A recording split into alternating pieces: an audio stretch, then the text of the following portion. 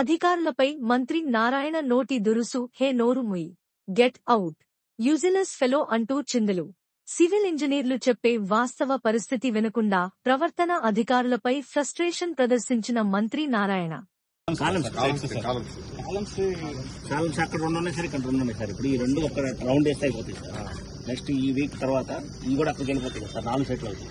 4 సెట్లు అయితే మాక్సిమం ఒక 1 వీక్ లో అవి కూడా కాలమ్స్ అయిపోతాయి సార్. కంటిన్యూ కాలమ్స్ ఇబ్బంది లేదు సార్.